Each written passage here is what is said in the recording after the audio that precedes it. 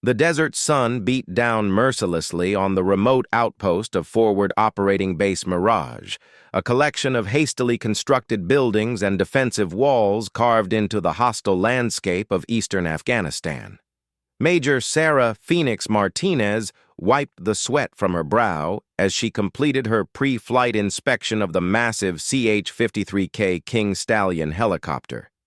The aircraft's rotors cast long shadows across the dusty landing pad, where ground crews worked frantically to prepare for what was supposed to be a routine supply run.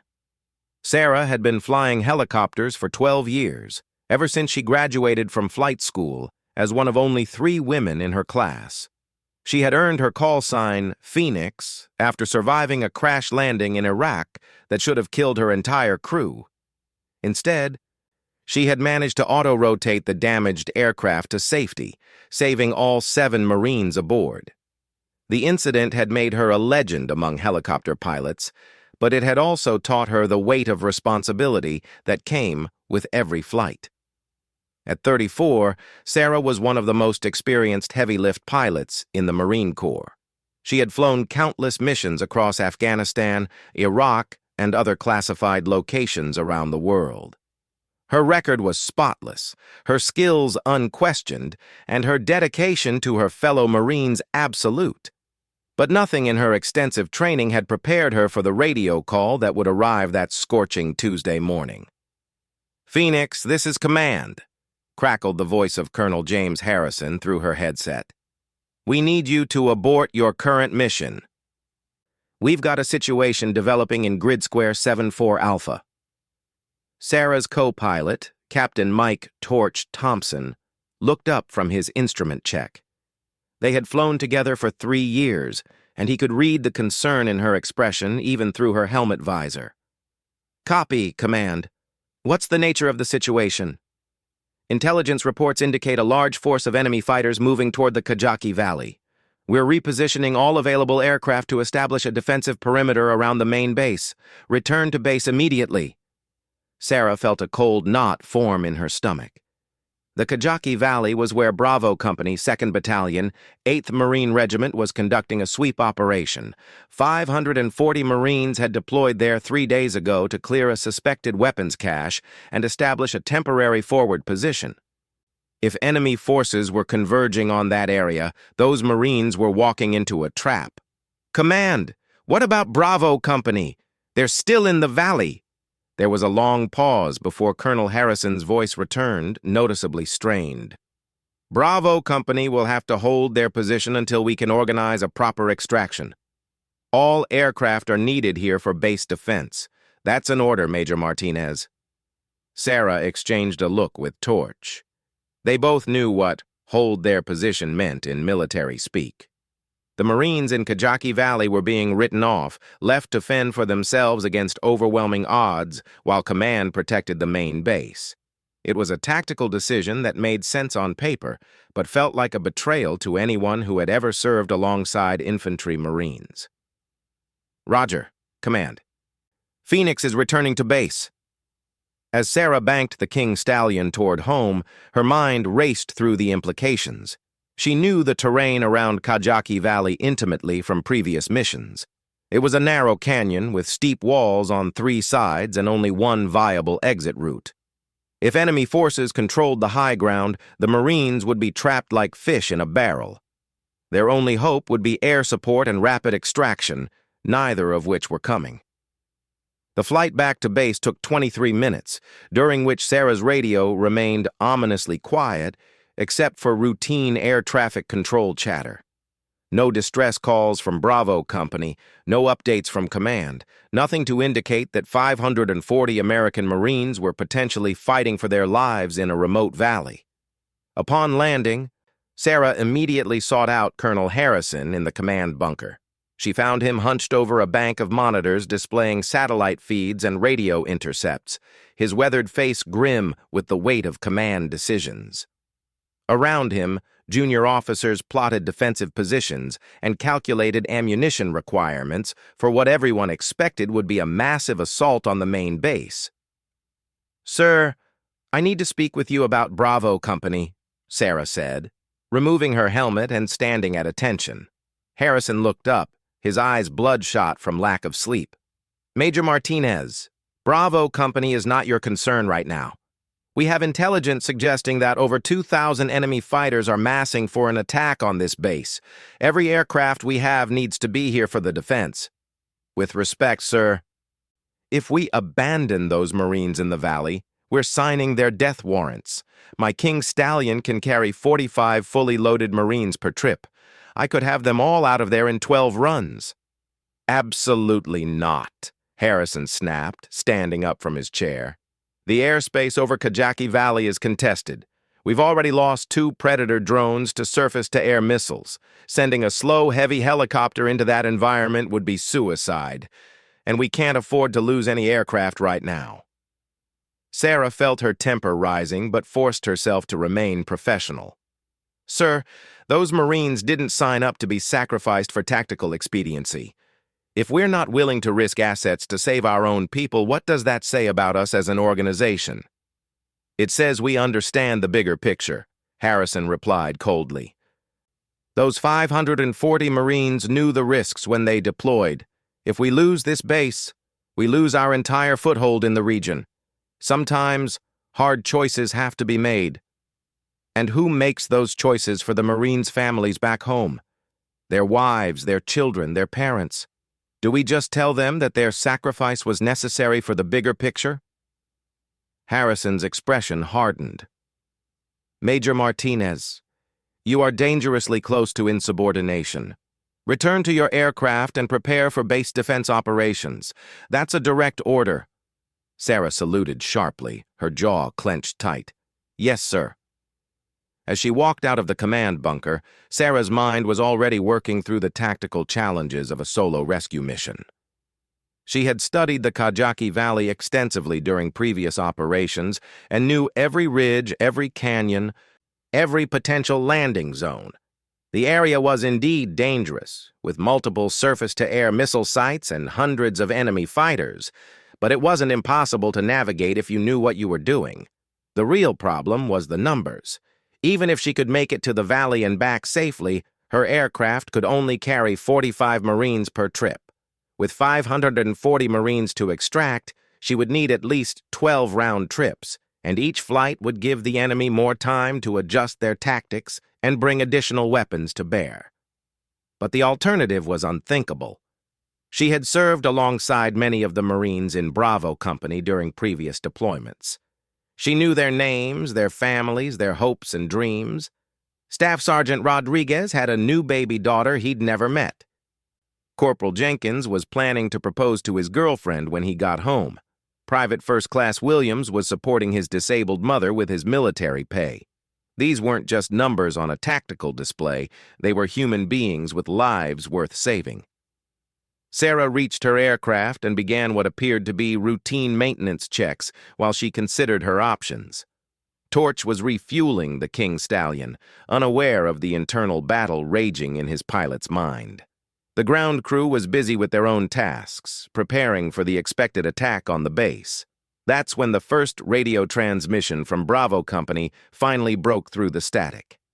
Any station, this is Bravo 6. We are taking heavy fire from all sides and are pinned down in the valley floor. We have multiple casualties and are running low on ammunition. Request immediate air support and extraction, over." The voice belonged to Lieutenant Colonel Marcus Stone, the battalion commander Sarah had known for years. She could hear the stress and desperation in his transmission, along with the sound of automatic weapons fire in the background. The tactical situation was even worse than she had feared. Sarah climbed into her cockpit and switched to the emergency frequency, hoping against hope that someone would respond to Stone's plea for help. But after 10 minutes of listening to repeated distress calls, it became clear that Bravo Company was on their own. Command was maintaining radio silence about the trapped Marines, focusing entirely on the defense of the main base. "Torch, get over here," Sarah called to her co-pilot. When Thompson approached the aircraft, she pulled him aside and spoke in a low voice. "How do you feel about taking an unauthorized flight?" Thompson looked confused. "What are you talking about, Sarah?" Bravo Company is trapped in Kajaki Valley with no hope of extraction. Command has written them off to protect the base. I'm thinking about taking our bird and getting those Marines out of there." Thompson's eyes widened. "Are you crazy? That's a court-martial offense at minimum. They could throw us in prison for the rest of our lives." "Maybe," Sarah acknowledged. "But can you live with yourself knowing we sat here safe and comfortable while 540 Marines died because we were too scared to act?" Thompson was quiet for a long moment, listening to the distant sound of Stone's increasingly desperate radio calls. Finally, he shook his head slowly. "This is the worst idea you've ever had, Phoenix. Count me in." Sarah smiled grimly. "Good. Start the pre-flight sequence and tell the ground crew we're doing an extended systems check. I need to plan our route." As Thompson began preparing the aircraft for flight, Sarah spread out her tactical maps and began calculating distances, fuel consumption, and flight times. The most direct route to Kajaki Valley would take them over heavily defended enemy territory, but a longer path through the mountains would add precious minutes to each trip while Marines were dying. She was still studying the maps when Master Sergeant Rick Bulldog Patterson approached her aircraft. Patterson was the senior enlisted helicopter crew chief, a 26-year veteran who had served with distinction in 3 wars. His weathered hands and sharp eyes had kept countless aircraft flying in impossible conditions. "Major Martinez, I couldn't help but overhear your conversation with Captain Thompson," Patterson said quietly. "If you're planning what I think you're planning, you're going to need a crew chief who knows what he's doing." Sarah looked up from her maps. "Bulldog, this isn't your fight. If we get caught, you'll lose your pension and everything you've worked for." Patterson shrugged. "Ma'am, I've got 2 sons serving in infantry units overseas. If they were trapped in a valley somewhere, I'd want someone like you willing to come get them. Besides, somebody's got to operate the cargo hook and make sure those Marines get loaded safely." With her core crew assembled, Sarah finalized her flight plan. The first trip would be the most dangerous, as they would need to reach the valley and establish communication with the trapped Marines. If they could make it safely to the landing zone and back once, subsequent trips would be easier as they developed a feel for enemy positions and response times. But even as she made her preparations, Sarah knew she was making a decision that would change her life forever. If the mission succeeded, she might be hailed as a hero, but she would still face court-martial for disobeying direct orders. If it failed, she and her crew would likely die alongside the Marines they were trying to save. As the sun reached its zenith and the temperature soared past 115 degrees, Sarah took one last look at the command bunker where Colonel Harrison was still focused on defending the base.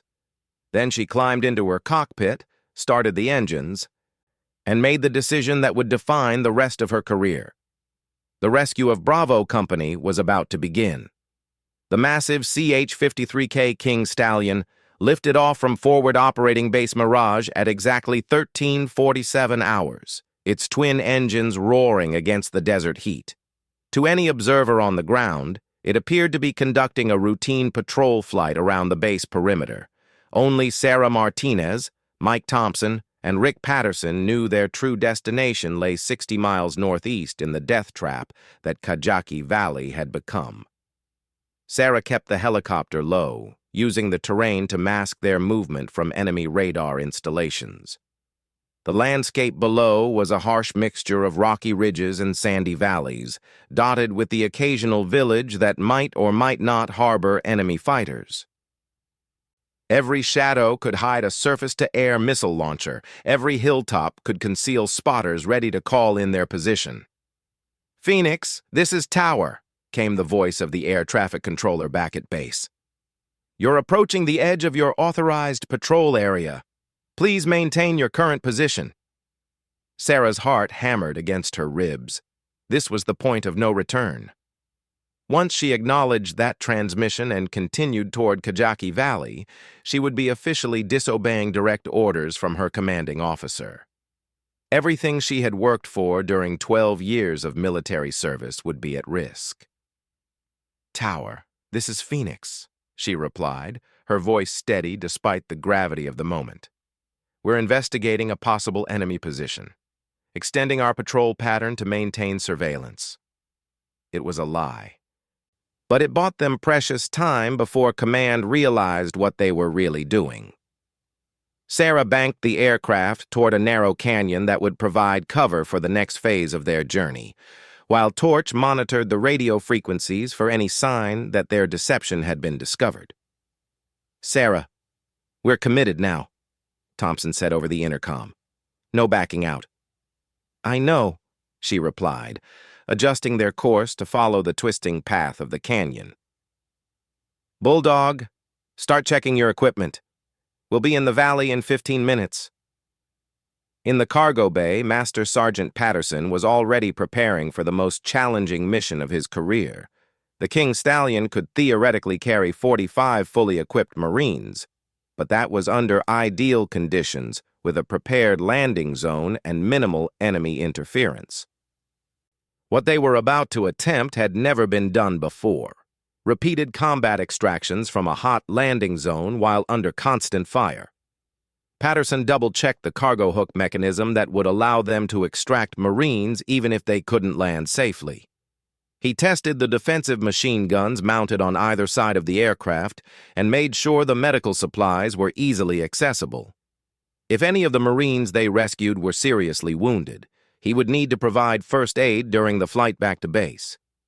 As they approached the final ridge line before Kajaki Valley, Sarah switched to the emergency frequency that Bravo Company had been using for their distress calls. The radio traffic was chaotic, with multiple voices reporting casualties, ammunition shortages, and enemy movements. Through it all, Lieutenant Colonel Stone's voice could be heard trying to maintain order and coordinate his scattered units. "Bravo 6, this is Phoenix," Sarah transmitted, using Stone's call sign. "I'm inbound to your position for emergency extraction. Prepare your wounded for immediate evacuation." There was a moment of stunned silence before Stone's voice came back, filled with disbelief. "Phoenix, say again." "We were told no aircraft were available for extraction." "Bravo 6, that information is incorrect. I'm 2 minutes out from your position. Pop smoke to mark your location and prepare your casualties for transport." "Roger, Phoenix, popping red smoke now. Be advised, the entire valley is under heavy fire. Enemy positions on the north and south ridges with anti-aircraft weapons. The western exit is completely blocked." Sarah crested the ridge and saw Kajaki Valley spread out below her like a vision of hell. The narrow canyon floor was pockmarked with explosion craters and littered with damaged vehicles. Red smoke rose from the center of the valley where Bravo Company had established a desperate defensive perimeter using destroyed Humvees and natural rock formations. But what truly shocked Sarah was the scope of the enemy forces arrayed against the trapped Marines. The ridgelines on both sides of the valley crawled with enemy fighters, their muzzle flashes creating a deadly light show in the afternoon sun. Several large-caliber anti-aircraft guns were positioned at key points, their barrels already turning toward the approaching helicopter. "Jesus Christ," Thompson whispered over the intercom. "There must be over 1,000 of them." Sarah fought down her own fear and focused on the tactical situation. The Marines were clustered in 3 separate groups along the valley floor, separated by approximately 200 meters each. Stone's command group occupied the center position with the most wounded Marines, while Alpha and Charlie companies held the northern and southern flanks respectively. "Bulldog, we're going to make 3 stops on this first run," Sarah announced.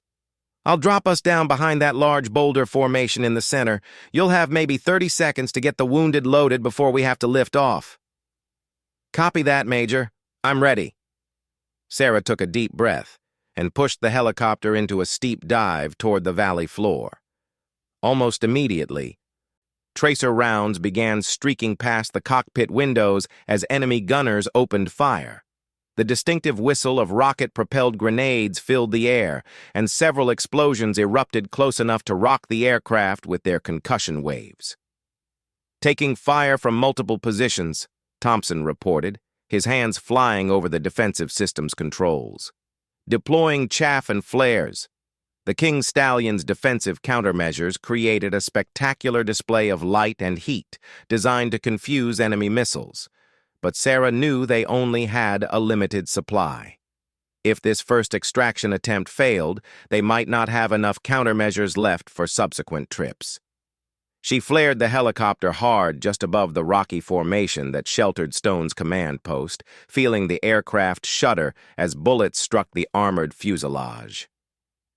The moment the wheels touched down, Patterson dropped the rear ramp and began helping wounded Marines aboard the aircraft.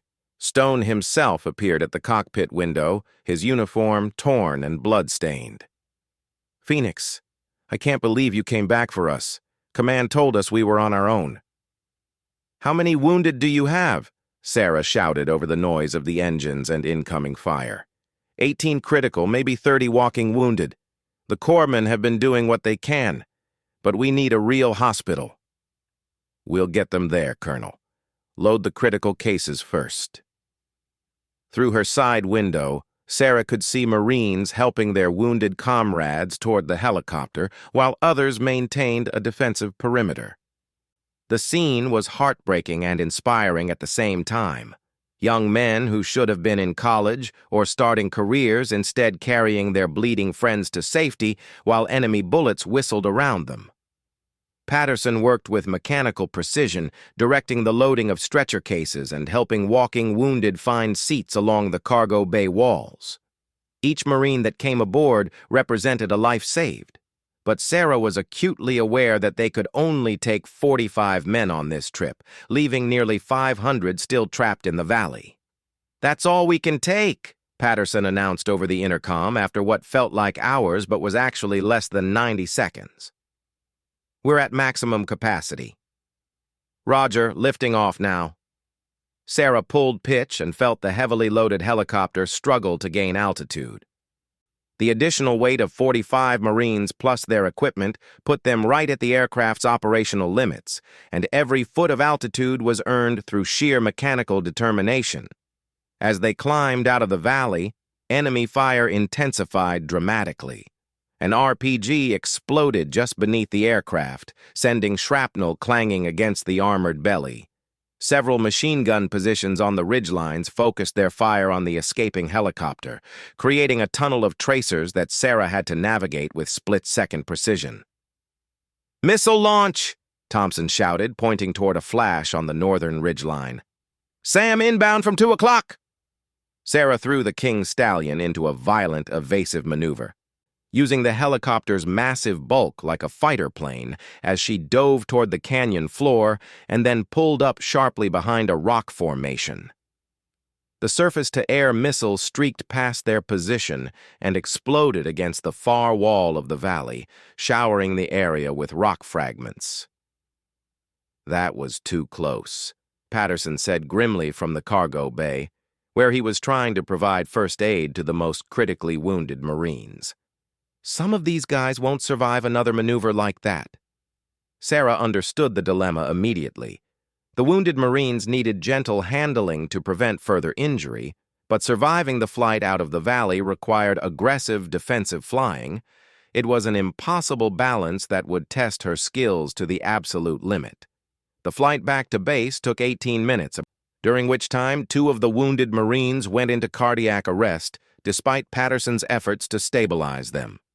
The crew chief worked frantically with the limited medical supplies available, performing CPR while the helicopter bucked and swayed through evasive maneuvers designed to avoid enemy pursuit. As they approached forward operating base Mirage, Sarah switched to the medical frequency to alert the field hospital. "Medical, this is Phoenix inbound with 43 wounded Marines. I need every available corpsman and surgeon standing by for immediate triage." "Phoenix, this is medical. We're ready to receive casualties. What's your ETA?" 2 minutes out. Be advised, I have multiple critical cases requiring immediate surgery. Sarah brought the helicopter down on the medical landing pad with unusual gentleness, minimizing the impact for her wounded passengers. The moment the wheels touched down, medical personnel swarmed the aircraft, expertly transferring the Marines to stretchers and racing them toward the field hospital. As the last wounded Marine was carried away, Sarah realized she had been holding her breath. 2 trips down, 10 to go, assuming command didn't discover what she was doing and ground her aircraft. The odds of completing 12-round trips without getting shot down were astronomical, but she couldn't think about that now. "Phoenix, report to the command bunker immediately." Colonel Harrison's voice came over the radio with unmistakable anger. "And shut down your aircraft." Sarah exchanged looks with her crew members. Their unauthorized rescue mission had been discovered after only 1 trip. But as she looked at the wounded Marines being carried into the hospital, she felt a sense of pride that overcame her fear of court-martial. "Torch, Bulldog, this is probably where we get arrested," she said over the intercom. "It's been an honor flying with you." "The honor was ours, Major," Patterson replied. "Those Marines we just brought home will live to see their families again. That's worth whatever happens next." As Sarah walked toward the command bunker, she could hear Lieutenant Colonel Stone's voice still calling desperately on the radio for air support.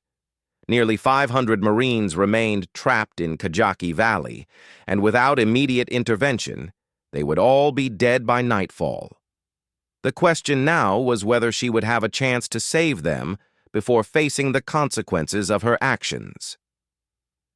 Colonel Harrison was waiting for her inside the bunker, his face red with fury.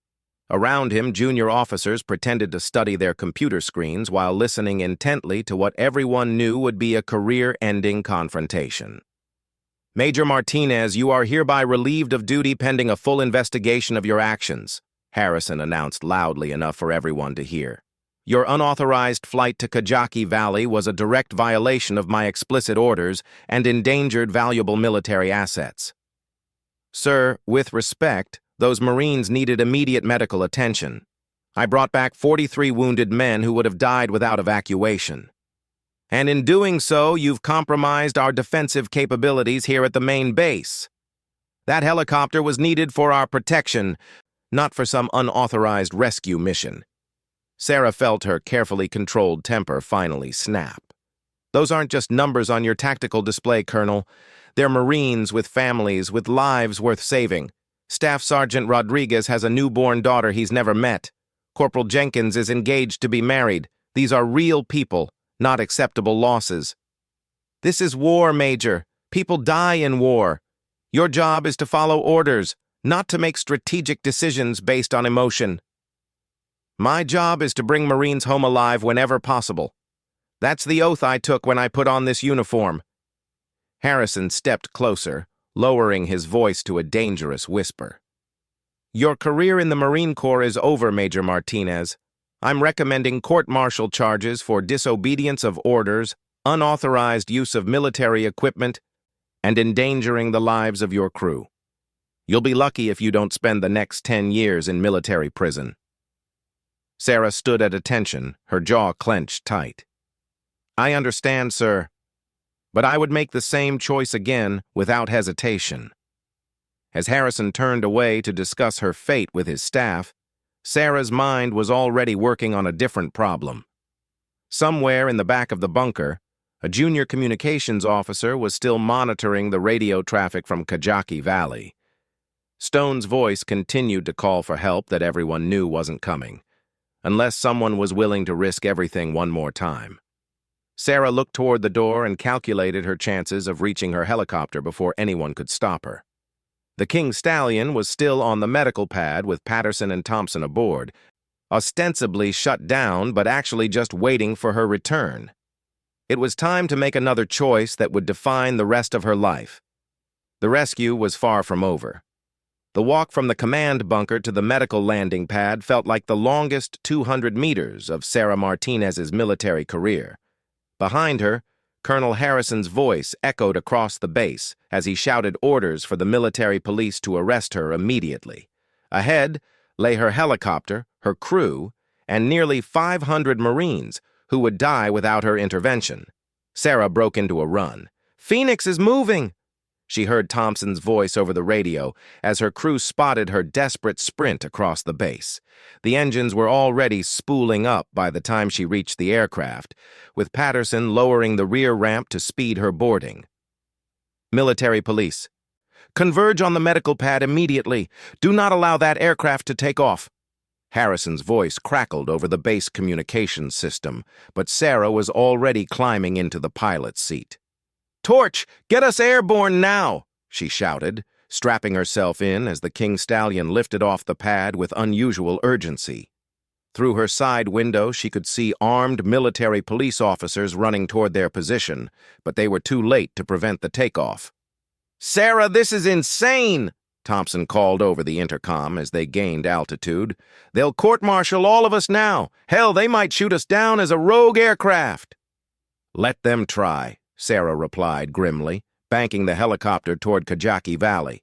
"Those Marines have been fighting for their lives for 6 hours while we've been playing politics. I'm not leaving them to die." As they flew away from the base, Sarah's radio exploded with traffic. Harrison was demanding her immediate return, air traffic control was declaring her aircraft unauthorized, and somewhere in the chaos, she could hear the desperate voice of Lieutenant Colonel Stone still calling for air support that wasn't coming. "Bravo 6, this is Phoenix," she transmitted on the emergency frequency. "I'm inbound for a second extraction. How many Marines do you still have in the valley?" The relief in Stone's voice was palpable. "Phoenix, thank God you're back.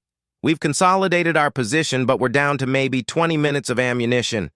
I've got 497 Marines still in the valley, including about 60 wounded." Sarah's heart sank. Even with 11 more trips, she could only extract another 495 Marines, leaving 2 men behind. But mathematics were the least of her problems now. Every minute they delayed gave the enemy more time to position anti-aircraft weapons and coordinate their defenses. "Bulldog, we're going to have to work faster this time," she announced over the intercom. "I want 45 Marines loaded in 60 seconds or less." "Roger that, Major. I've got it figured out." As they approached Kajaki Valley for the second time, Sarah could see that the tactical situation had deteriorated significantly. Enemy forces had moved closer to the Marine positions, and several large fires marked where RPG rounds had found their targets. The defensive perimeter that had looked desperate an hour earlier now appeared hopeless. But something else had changed as well. As the King Stallion descended toward the valley floor, Sarah noticed that the enemy fire seemed less coordinated than before. Several of the anti-aircraft positions that had targeted them during the first extraction were silent, and the machine gun fire appeared to be coming from different locations. "Phoenix, be advised," Stone's voice came over the radio. "Air Force just dropped a couple of JDAMs on the northern ridgeline, took out their main SAM site and scattered their formations. We might actually have a chance here." Sarah felt a surge of hope as she realized what had happened. Someone back at headquarters had been monitoring their radio traffic and had authorized an airstrike to support the rescue operation. Whether it was an official decision or another act of insubordination, she didn't know, but it meant her crew had a fighting chance of completing their mission. The second extraction went faster than the first. Patterson had organized the loading procedure during their flight to the valley, and the Marines on the ground had prepared their wounded for immediate transport. Within 55 seconds of touchdown, 45 more Marines were aboard the helicopter and they were climbing out of the valley. This time, the enemy response was more desperate but less effective. Several machine gun positions opened fire on the departing aircraft, but without the coordination of the destroyed command post, their shots went wide. An RPG exploded harmlessly behind them as they cleared the ridgeline, and Sarah allowed herself to believe they might actually succeed. The flight back to base was eventful for different reasons. As they approached the medical landing pad, Sarah could see a crowd gathered around the area. Medical personnel were ready to receive the wounded, but they were flanked by military police officers and what appeared to be several general officers who had arrived from higher headquarters. "Phoenix, this is General Patricia Hayes, Commanding General of the 3rd Marine Aircraft Wing. came a new voice over the radio. "You will land immediately and surrender yourself and your crew for arrest." Sarah recognized the name. General Hayes was a legendary figure in Marine aviation, the first woman to command a Marine aircraft wing and a veteran of multiple combat deployments. If anyone understood the decision Sarah had made, it would be Hayes.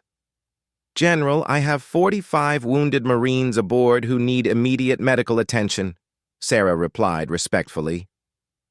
"I request permission to complete their evacuation before surrendering my aircraft." There was a long pause before Hayes responded. "Permission granted, Major Martinez, but the moment those Marines are off your aircraft, you and your crew are under arrest." The second group of wounded Marines was transferred to the field hospital with the same efficiency as the first. As the last stretcher was carried away, Sarah sat in her cockpit and contemplated her next decision. She could surrender now and hope that a court-martial would be lenient given the circumstances. Or she could continue the rescue operation despite direct orders from a general officer, an act that would guarantee life imprisonment or worse. The choice was made for her when Stone's voice again filled the radio waves. Any station, this is Bravo 6. We are being overrun on the southern flank. We have wounded Marines trapped in the open with no way to reach them. We need immediate extraction or these men will die." Sarah looked out at General Hayes and the military police officers, waiting to arrest her. Then she looked at Thompson and Patterson, both of whom had already risked their careers to follow her into this impossible mission. "What do you think, guys?" she asked over the intercom. "One more trip?" "I'm in," Thompson replied without hesitation. "Can't quit now." "Hell yes," Patterson added. "Let's bring those Marines home." Sarah took a deep breath and keyed her radio. "General Hayes, I have wounded Marines trapped under fire in Kajaki Valley. I'm requesting permission to complete their extraction." "Major Martinez, you are under direct orders to surrender your aircraft immediately. Any further unauthorized flights will be considered an act of rebellion against lawful military authority." "I understand, General, but those Marines need me right now more than the Marine Corps needs my obedience." With that, Sarah pulled pitch and lifted the King Stallion off the medical pad for the third time, leaving behind the shocked faces of the general officers and military police. She knew she was crossing a line from which there would be no return, but the image of wounded Marines trapped under fire made her choice inevitable. The third trip to Kajaki Valley was the most dangerous yet. Enemy forces had regrouped and repositioned their remaining anti-aircraft weapons to cover the approaches to the Marine positions. The moment they entered the valley, explosive rounds began detonating around the helicopter, filling the air with deadly shrapnel. But Sarah had developed a feel for the enemy tactics during her previous trips. She varied her approach route and altitude, using the terrain to mask her movement until the last possible moment.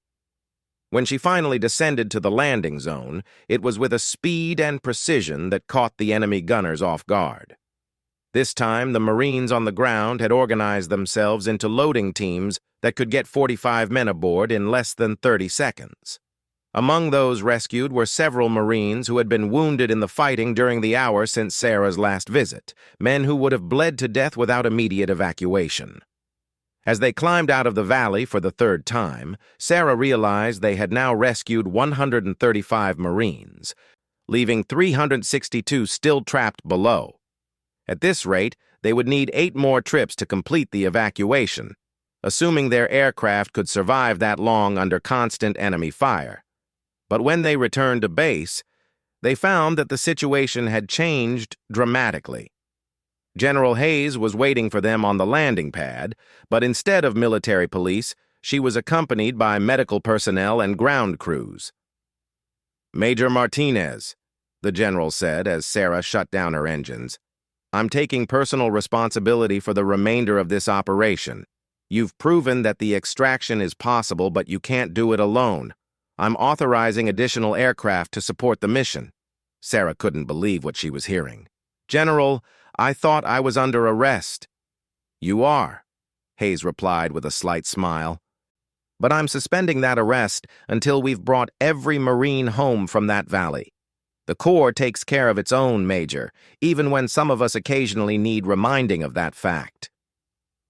Over the next 4 hours, a total of 6 helicopters participated in the evacuation of Bravo Company from Kajaki Valley.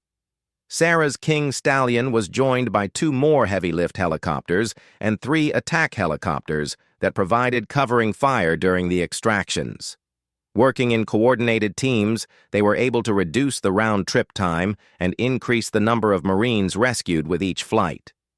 Sarah personally flew 7 more trips into the valley, bringing her total to 10 extraction runs. By the time the last Marine was lifted out of Kajaki Valley, she had been flying for over 12 hours straight and had personally rescued 450 of the 540 trapped men. The other aircraft accounted for the remaining 90 Marines. When the final helicopter touched down at Forward Operating Base Mirage, carrying Lieutenant Colonel Stone and the last group of Marines from the valley, a crowd of several hundred service members had gathered to witness their return. Many were crying openly as they watched their comrades step off the aircraft, men who had been written off for dead just hours earlier. The cost of the operation had been significant. 2 of the supporting helicopters had been damaged by enemy fire, and several crew members had been wounded during the extractions. But miraculously, every one of the 540 Marines from Bravo Company had survived the ordeal, along with all the aircrew members who had risked their lives to save them. The aftermath of what became known as the Kajaki Valley Rescue was complex and far-reaching. Sarah Martinez was indeed court-martialed for disobeying direct orders and conducting unauthorized flights in a combat zone. The trial became a media sensation, with veterans groups and military families rallying to her defense, while senior officers argued that military discipline could not be maintained if subordinates were allowed to ignore lawful orders. The court-martial lasted 3 weeks and featured testimony from dozens of witnesses, including every one of the 540 Marines who had been rescued from the valley. To a man, they credited Sarah with saving their lives and argued that her actions represented the highest traditions of military service. In the end, Sarah was found guilty of the charges against her, but was sentenced only to a reprimand and loss of 1 year's seniority for promotion purposes. The court acknowledged that while her actions were technically illegal, they were motivated by the highest moral principles and had resulted in the preservation of hundreds of lives. Thompson and Patterson received similar sentences, and all 3 crew members were allowed to remain on active duty. General Hayes, who had supported the rescue operation once it was underway, was privately censured by her superiors but publicly praised by the Marines under her command. Colonel Harrison, whose decision to abandon Bravo Company had sparked the crisis, was quietly transferred to a staff position where his tactical judgment would not affect the lives of frontline troops. He retired from the Marine Corps 6 months later without fanfare. Sarah continued flying helicopters for another 8 years before retiring as a lieutenant colonel. She was awarded the Navy Cross for her actions during the Kajaki Valley Rescue, the second highest decoration for valor in the Navy and Marine Corps. The citation read simply, "For extraordinary heroism in the face of overwhelming enemy fire while conducting repeated rescue missions to save the lives of fellow Marines." But for Sarah, the real reward came years later at Marine Corps reunions, where she would meet the children and grandchildren of the Marines she had rescued from Kajaki Valley. Men like Staff Sergeant Rodriguez, who had lived to raise his daughter and see her graduate from college. Corporal Jenkins, who had married his fiancée and started a family. Private First Class Williams, who had used his military benefits to become a nurse and care for other wounded veterans. The story of the Kajaki Valley Rescue became legend in Marine Corps aviation circles, a reminder that sometimes the most important orders come not from headquarters, but from the heart. It proved that courage is not the absence of fear, but the willingness to act in spite of fear when the lives of others depend on your decisions. On Sarah's final day of active duty, she received a framed photograph signed by all 540 Marines from Bravo Company. The inscription read simply, "To Phoenix, who proved that no Marine is left behind. Semper Fi." As she cleaned out her desk and prepared to begin civilian life, Sarah reflected on the choice she had made that day in Kajaki Valley. She had risked everything, her career, her freedom, her life, for a principle that could not be found in any regulation or manual, that every Marine's life has value, and that value is worth any sacrifice. It was a lesson she would carry with her for the rest of her life, and one that would inspire countless other Marines to put the welfare of their comrades above their own personal interests. In the end, that may have been the greatest victory of all. The rescue was complete, but the legend would live forever.